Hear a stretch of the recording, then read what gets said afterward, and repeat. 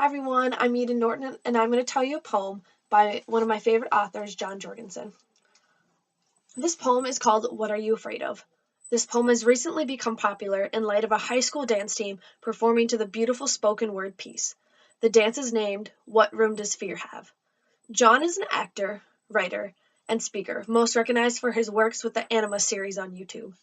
John speaks about creativity, human potential, challenging convention, discipline, and failure. So here it goes. I used to be afraid of the light, afraid of the dark, afraid that just beyond the point my eyesight allowed me to see that there was something lurking, afraid of that the darkness itself somehow surrounded me and swallowed me up, as if darkness were anything more than just simply the absence of light. I used to be afraid of tomorrow, afraid that who I was would continually dictate who I am, and that who I would be wouldn't be someone I didn't like very much at all.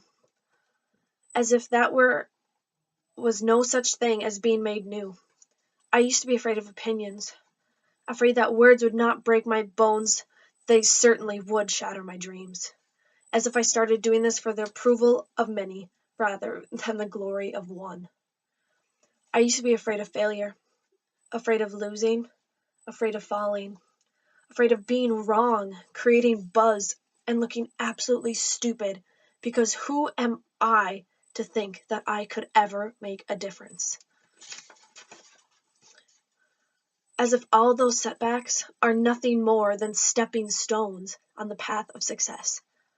I used to be afraid. I used to. But then I did a little research. And by that I mean I researched and I researched and I researched over and over again. And through all my researching, I kept coming up with the same exact question. What room does fear have? What room does fear have when I cling to trust? What room does fear have when I lean on hope? What room does fear have when I search for something more, when I discovered what's good, when I stand in awe, when I run for preservations, when I walk by faith, and when I rest in comfort? What room does fear have when I sing with praise, when I take a hold of inspiration, explore the possibilities, and step into freedom? What room does fear have when I discover strength, embrace courage, remember peace, declare truth, choose joy, experience life, and conquer death? What room does fear have when I find perfection in the one place I never thought to look, in weakness? When I'm saved by the most unlikely of heroes, by grace.